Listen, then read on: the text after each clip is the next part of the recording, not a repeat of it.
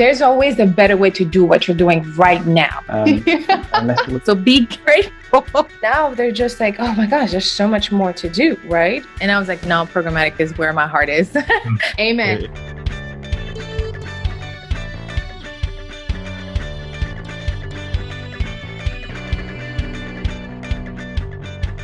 Welcome everyone to another episode of Programmatic Digest podcast. I'm your host, Hélène Parker, and today we have a special guest, Nima Fallahi. How are you doing today, Nima? I'm doing great. How's it going? And thank you for having me on the show. We're really excited to have you because we're going to talk about like our day-to-day as programmatic media traders. We're going to talk about what it is to have just started maybe in the last year in our industry. We're going to talk about your journey. But of course, before we get to those exciting and sexy questions, I think we introduce ourselves best in our own words. So how about you just introduce yourself to those who don't know you yet and tell us a little bit about who you are. Awesome. My name's Nima Fallahi, born and raised in the Washington, D.C. area. Nice. Found my way up to Boston through school, and that's where I fell in love with advertising. So nice. I entered the industry in the middle of the pandemic and have been a programmatic trader for almost 2 years now. 2 years. That's like almost 5 years in advertising world. Like advertising years are almost like, I'm going to say dog years, you know, like 1 year represent at least 5 to 7 years experience because there's so much going on. But yeah, continue. Go ahead. No. That was basically it. But yeah, advertising, it just moves so fast and it's such a part of our daily lives. And yeah, especially with programmatic, everything is so quick and at the moment. So I can definitely relate to that. It definitely feels like some dog years when in the advertising industry. So if you had to explain programmatic media, programmatic advertising to my 9-year-old niece or 7-year-old niece, how would you explain it to them? What is programmatic advertising to you? So to me, and when I first started, I was told it's like the eBay of buying ads. That's funny, yeah. Because, you're just bidding on it, and if you have the highest bid, you win. But that is just scratching the surface. It is way more than that. Yeah. It's finding who you want to serve the ad to, in what form, even what time of day, and so on, how many times you want them to see it. And it's just awesome. It's a lot of fun, and it's cool to see how we're reaching people in like such a digital age of a kind of like a little bit of an advertising renaissance. Yeah, that's a good way to put it. Well, I like that answer. And I think I would like to ask you even one more. Like if you had to explain what you do on a day-to-day to maybe a 5-year-old, or I don't know if you have nieces or nephews or kids, but if you had to explain it to like a kid around you, like the kid in the neighborhood, what would you say to them to explain to them how amazing or how awesome the work you do is? Sure. I would ask them about the last time they went on the internet or used an app on their phone and they were interrupted by an ad that popped up on the screen. And then I would proudly say, I'm the one that put that there. I used to say I target people online, and then I realized that I don't know if I'm comfortable saying this anymore, so I stopped saying it much more. But yeah, that's a good way to put it. And my dad actually continued saying, "Oh, she targets people online with advertising," and I used to tell him like that. Don't say that anymore. It's not good. That doesn't help nobody. But yeah, thank you for letting me know. Okay, so you started in the middle of the pandemic. So talk to us about that. Talk to us about that experience.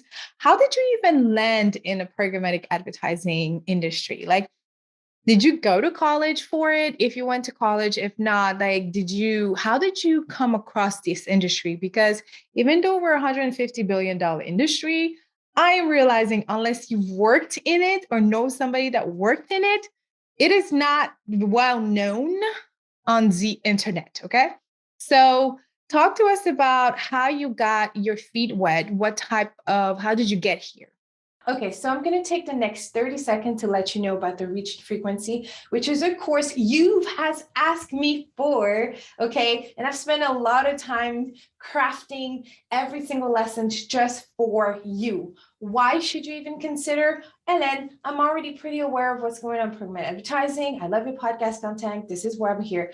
Cool, great. But you may know somebody that really wants to learn about programmatic advertising and don't know where to start, right? Most likely you've received training via your current job or via a previous job, right? You work for an agency, you work for a partner, a vendor in the industry, and they provided the training, right? Is that how you got here? Well, did you know that that's actually the only way to get training nowadays? Like, if for any one of our friends in the digital marketing world, it's really hard for them to really learn anything if they don't know who, where, and really what to look for. So the reach and frequency course is geared for those people. It's going to take you from 0 to 100, from fundamentals to how to run a successful programmatic media campaign, how to run a successful department if you wish to be a leader or lead a department in programmatic advertising. The reach and frequency course is for you. Okay, we talk about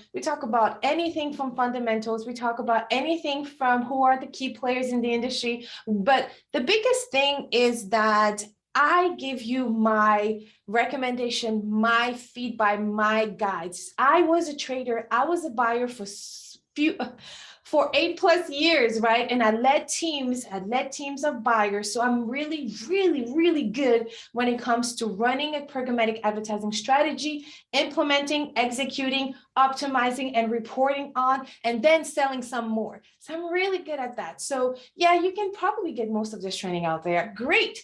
Don't only stop with my course, continue training, because that's what it's all about, right? But what you won't get anywhere else and you'll get with me is all of that experience I've been able to gather, you've been able to implement. Like, this is an interactive course for you to learn anything you should know about programmatic advertising, whether you're already working in it or you're trying to work in the industry. So check out the Reach and Frequency course, brought to you by me, your very own programmatic coach. I'm very grateful for this experience that I've gone through the last 2 years, and I'm here to teach you everything that I know. Check out Reach and Frequency Live, reachandfrequency.live. And now back to the episode. Sure. So I went into college as a finance major. That works. That works for what yeah. I didn't really know what I wanted to do after college. And I was like, oh, finance, like those guys make money. Let me do that. And then after like a couple of semesters, I was like, this is just something I'm not passionate about. In high school, I took a bunch of like art classes, and I really enjoyed like the collaborative aspect of, just like working in a team and putting together like a final result. So had some friends that were older in school, and they were in the advertising program at Boston University, and they have an amazing program with, guest lectures and speakers and whatnot. So took a couple of classes and immediately fell in love with it. Advertising is, such a vital part of our lives nowadays. And for many people that even watch the Super Bowl, their favorite part is watching the ads. The ads, yeah. It's, it's in its own way, like become its own form of art. And knew I wanted to kind of be a part of that and, work with the team every day and kind of work to, succeed all together. Yeah. Love that.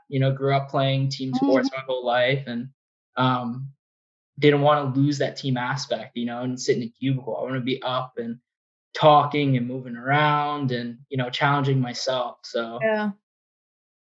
But as for media specifically, I would take classes advertising based in different capabilities, and I was doing an account manager class, and was speaking to the professor who at the time was also working in an agency, and was like, hey, don't really know what I want to do, just kind of listed out my path. And she goes, why don't you look into media buying?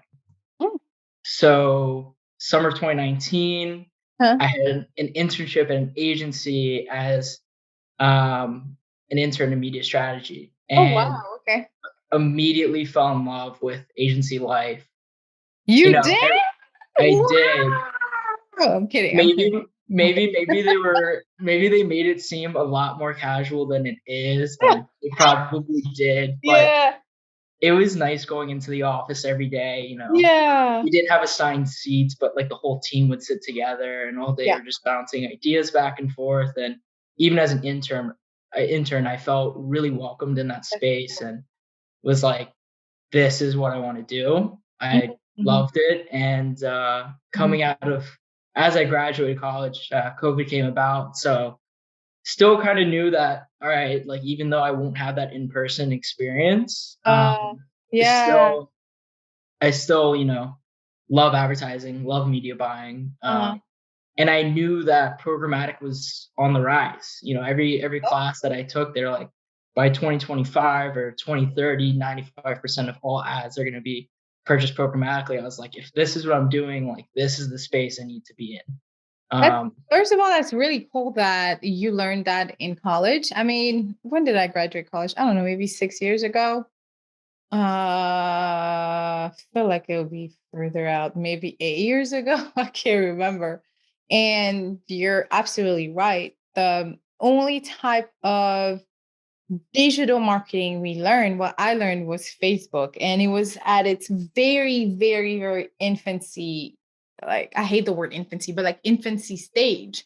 I think Ads Manager was just out at that time or had just been out for a few years. And so I actually started in social media and I hated it. I could not do it. And then I stumbled upon an agency that was building their programmatic advertising department, and I was hired as the first trader. And that's how I learned most of it. And then I never looked back. There's a saying that say you don't have to be crazy. We train you to be crazy. That's what this experience reminded me of. Like, that's why when you say you love agency life, I think honestly, for anybody that starts, working for an agency is such a great way to get your feet wet, to learn a lot. Like, I learned so much from those agencies. And actually, most of my experiences are on the agency side as well. And that's a great way to develop your skill set. That's also a great way to develop teamwork, because I know you mentioned that. But I'm kind of bummed that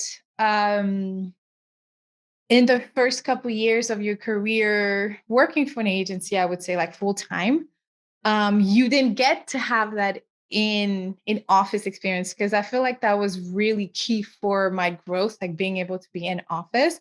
Right now, I'm like, no, you're gonna have to pay me a lot of money to get back into office, at least a lot of money to get back 5 days. But like I remember going to happy hour after work, like in the middle of the day, lunch break for like 2 hours, don't tell our bosses, things like that. But you know what? Everything happens for a reason. I feel like you're gonna get even a better experience now, because you got to learn about, like, your people now, right? Are you in office now? Are you back in office? Or are you still hybrid? How does that work?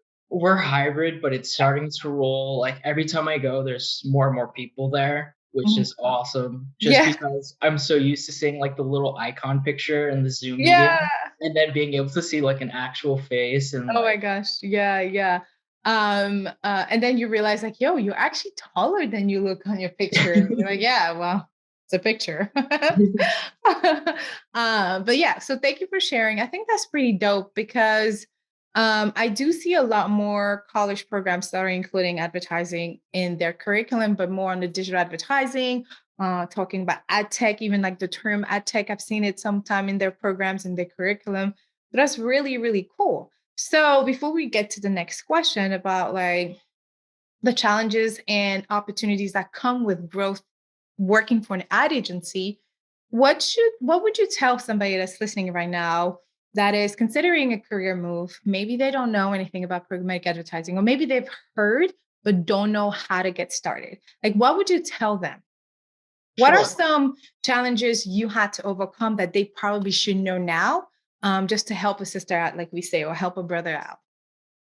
Sure thing. The biggest challenge is you don't really know or understand programmatic until you like are actively trading like in a platform, you know? And some power. no. I mean, like, unless you're like incorporating it into like daily like communications and whatnot, and learning about it firsthand, it's not like you can like in school, they taught us about programmatic at a very high level. Really not.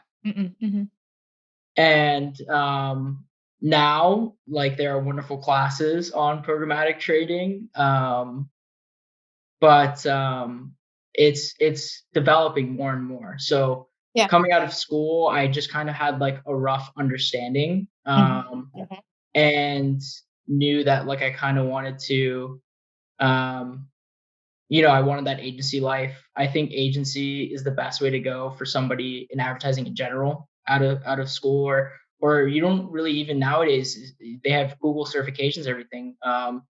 I honestly don't like, I don't think university is essential for being able to work in the like advertising space, just because it's a lot of it's like what you can do like in a team and to push yourself and this and that, it's we're not, it's not like we're like in a lab doing scientific research here, it's we're building something. We're not what?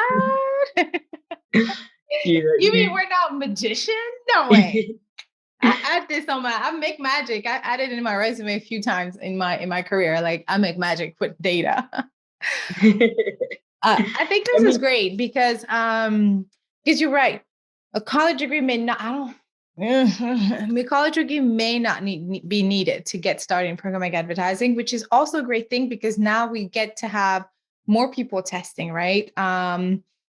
You're right. There's multiple ways to get certified and start learning what it is not. There's great content on YouTube. And this is not a shameless plug, because this is my podcast, but that's one of the reasons why I created the reach and frequency courses, because I realized like, okay, the only way somebody that don't know nothing about the programmatic advertising, or at least don't know where to start, the only way for them to get any type of knowledge would be either Googling, which there's a lot of overwhelming information, or knowing which technology to be certified by, right? Like the Trade Desk has a free certification now. But back in the days, it wasn't as free. Same thing with like something like Basis or Simplify. You have to be client of the technology to get that really great fundamental training. So that's why I was like, well, I've gone through quite a few DSP training in the last 10 years. And so what I did was just create a course where in the first couple modules, we review fundamentals. And like we talk about things such as programmatic ecosystem, like what's a DSP, how to select the DSP, why the DSP is so important, what's an SSP, what's SPO, things like that.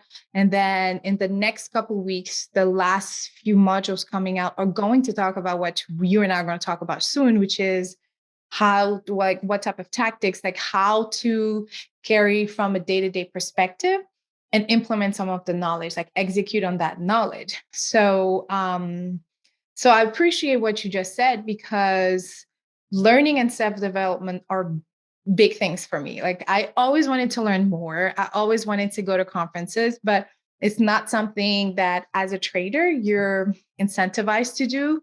They will prioritize, sometimes they prioritize account execs or, sales because it's sexy, they bring in business.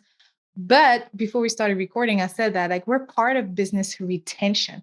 If those campaigns are not doing well, after a while, the clients are going to go away, like they're going to walk out.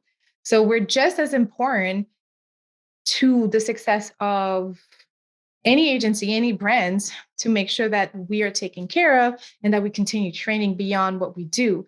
So let's talk about the knowledge you gathered in the last 2 years. Like, so you did most of, so first of all, shout out to you for, being able to recognize, I don't know what I want to do, but this seems cool. Taking the risk to try something new. Shout out to you, because that's hard. That's really hard and it takes courage. So I commend you for that. And then secondly, like, shout out to that teacher, that professor that says, maybe you should just work for an agency. That's really dope that was that a woman or a man? I can't remember if you said she said or he said. But shout out to them for letting you know. Hi, did you know that at Hélène Parker Consulting, we now offer an accelerator program where we attract, recruit, and train future marketers. And their training includes a 6 weeks program where they cover programmatic landscape, important industry trends, the differences between targeting placement and targeting mix, and their best practices, including optimization and reporting hacks. And they're able to set up, manage, and monitor a campaign, a demo campaign in the trade desk, everything including audience selection, inventory optimization, SPO, creative upload, brand safety, you name it. They're able to do it at the end of the 6 weeks program. So if you are part of the 90% of employers struggling to find a skilled candidate today and not willing to spend $14,900 on a bad hire, according to Zippia, give us a call. Let's discuss which one of our 5 to 10 juniors available every month is the perfect fit for your team. Clients who have hired our juniors have shared that we were able to help them save 1 to 2 months onboarding with those juniors. Give us a call right now and let's discuss the solution with you. Yes, it was something that was probably a passing comment to her, but unknowingly set me down my career path. So right. And that's great. Amazing. And then sometime, and also I wanted to say that's great to hear for you listening right now or watching on YouTube. Like you might even be in this industry and not knowing exactly what you want to do. Like you're dabbling between job responsibilities or titles, if I may say, and you're still not fulfilled to 100%, or you feel like you're not really using your potential. So there is always an opportunity for you to grow and make career moves. Like your current situation isn't your final. So make sure not to sleep on it and to have courage to step up and ask that question and have that hard conversation. So Nima, you did so you learned most of it. So you did some fundamentals learning through college, but like can you confirm if most of it you learn while being on the job, like while being starting with the internship and then into the trading? Definitely. I got I guess like a good taste of it when I was interning. Nice. And just kind of learned more about what it actually is versus, like I said earlier, it's like it's like eBay, but you're buying ad space, but I learned it at a deeper level. Yeah. But did they let you run a campaign on in the DSP? Which DSP was that? Oh, no, not while I was interning. Okay. Yeah, I got to take a peek at like their DB360 account from time to time, but I wasn't like actively. Yes. But so great. When I started post-college, I went in and I was like, oh man, I don't think I know enough to get started. Yeah. And that's the thing with advertising, which is awesome, is because majority of the people you ask weren't advertising majors. They just found themselves in the industry. So I know now, I didn't know then, but like day one, everybody kind of has those butterflies where it's like, I don't really know exactly what I'm supposed to do. And programmatic and even now, I still don't really know exactly what I should do, just because programmatic is such an ever-changing thing. Yeah. It's awesome to keep you on your toes. I'm Hélène Parker. What if I tell you for $75 a month, you get to join a community with other fellow programmatic ninjas, successful ones that are looking to grow, ones that are looking to share what they know and learn from others. Would you be interested? And I get to coach you through your transformation, coach you through the skill set that you need to know in order to get what you want to get. Either is that raise, either is that promotion, either is even like a different job, right? So I'm not a recruiter, y'all. I'm not a recruiter. I'm one of you. I've done what you've been doing for at least 10 years, and I'm here to help you. And in the midst of things, some of my friends from the Programmatic Digest podcast, some of those guest hosts get to come. How many times have you listened to any other podcast and say, dang, I wish they could elaborate on this, or I could ask this. Well, you get a chance to do that in the community. Just for $75 a month, we meet weekly, we grow weekly, we learn weekly, we share authentically, just being ourselves. You know what I mean? Like, try the first call on me, DM me, send me information, head over to the programmaticmeetup.com. I know you'll be able to find it anyway. So see you next Friday. Yeah, I like that because, again, it's such a great, it's also a lucrative industry. So you can make really a good living. Is that how you say it? A good living working for the industry, you know, and you can build up on it. And my biggest advice to anyone listening that maybe is on that journey of rediscovery or reinvention, like networking is also a great opportunity to network. I feel like when you hear somebody like, are you in you and Patrick? Oh, bet. How you doing? So who do you work with? You know, it's almost like our own, like it's not going to use the word sisterhood because I don't think that's it, but like it's really like a good way to identify with another group. Like, oh, you're in programmatic? No way. I don't meet a lot of people in programmatic outside like the New York, the LA, and the, you know, the Chicago. So I think it's a great way to network. So definitely build up your network as you're growing in this industry. And so last question before we get into the closing segment was about your, what is one of like, okay, so we're going to talk about challenges in your day-to-day. So maybe something that you've overcome very recently, because like I always say that no one has made more mistakes than me in this industry as a trader, and I'm proud of it. Okay. But what is like, do you want to share maybe like a challenge you had to recently overcome?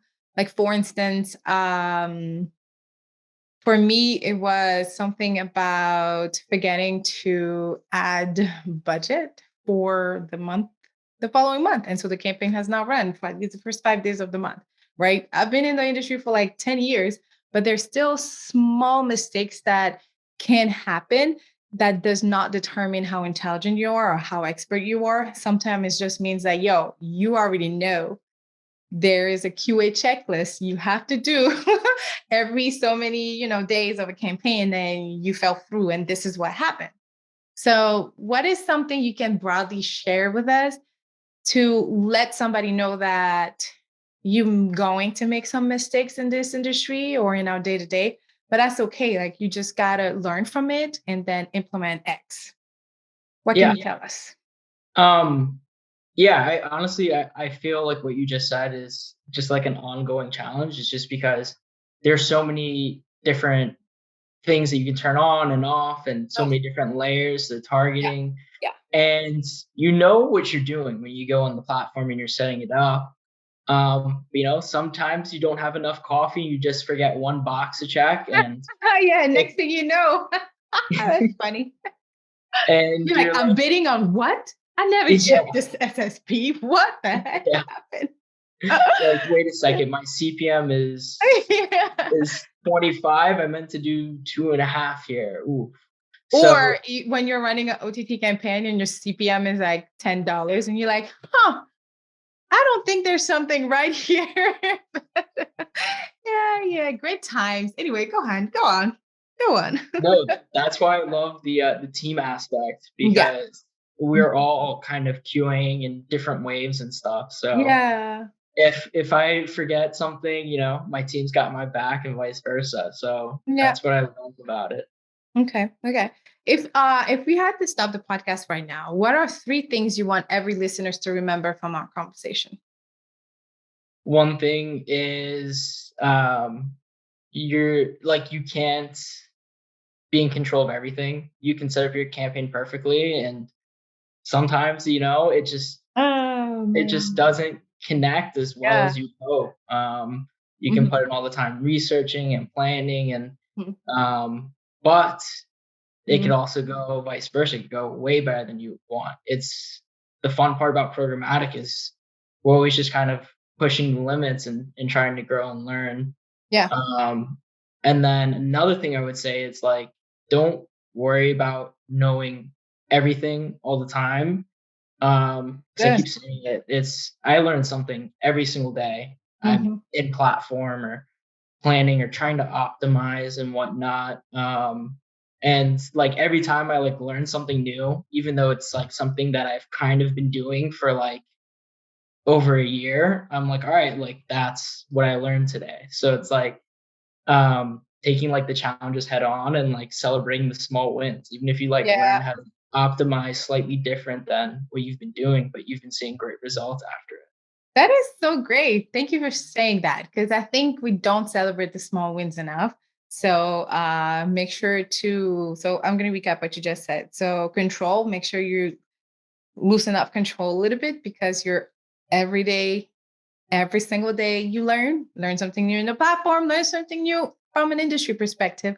And then lastly, celebrate the small wins. And what I actually like to say, in the Programmatic Meetup, which is a community of people like you and I, like we meet every Friday, I always have them like a handful of people just share like 2 wins and 1 challenge. And the reason why I do that is because, again, from a human perspective, we're so great at saying everything that went wrong. And literally they'll start with maybe a challenge. But sometimes we'll get to that win or to that, like what's 2 wins? And you'll be like, and they can't even tell, because it's so hard, right? Because it's just how we function in our brain. So I think celebrating the small wins is like it's a great way to practice how to be yourself authentically, for real. Like, it's a great way to practice gratitude. It's a great way to affirm that you're worthy and deserving, and that everything that's happening, it's because of you and for you.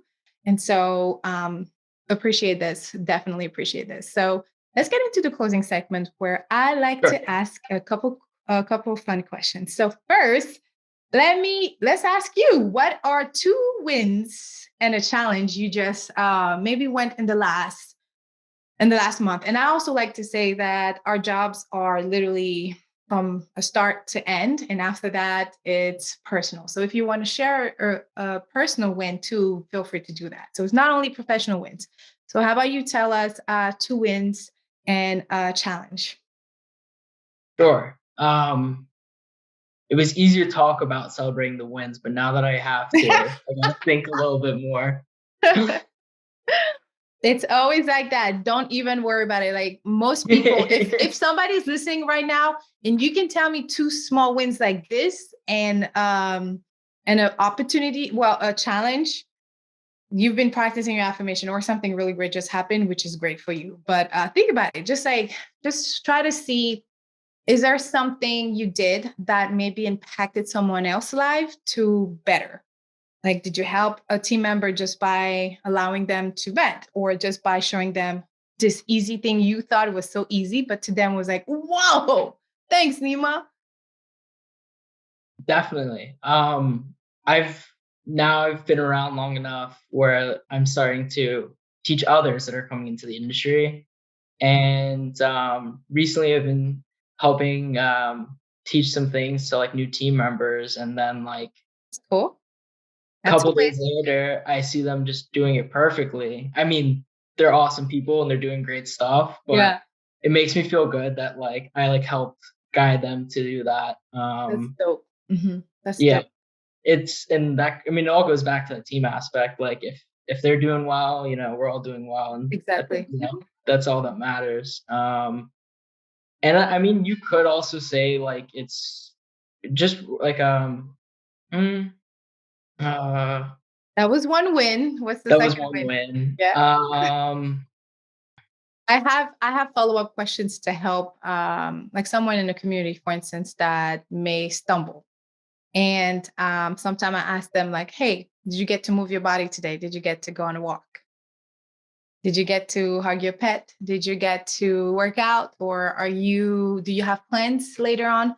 Did you get to call a parent or a family member, a sister, or brother, or a mom or dad? Any of those? Of course. Yeah. I'm always talking to my parents and my sister. I think that's a win. That is a win. That's a win because a lot of family members don't have, a lot of people, don't have that, I'm not going to call it luxury, but blessing. So to me, it's a win. But you see how it's so easy for us to see beyond those little blessings, right? Like even me, I have to practice. And sometimes, so I journal every day. So sometimes Oprah told us to write 10 things that you're grateful about every day. But sometimes I get to number 4 and I cannot find any 6. And so that's when I go back and think about, what am I overlooking that maybe somebody can't see?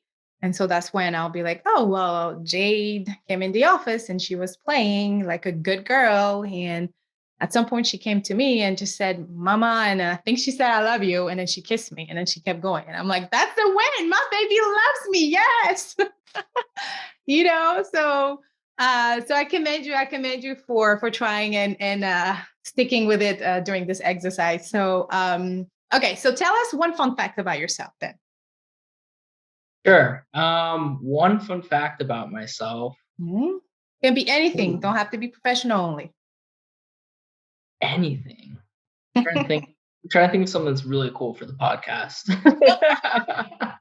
I'm sure anything you say will be beyond cool. So try us. I don't know.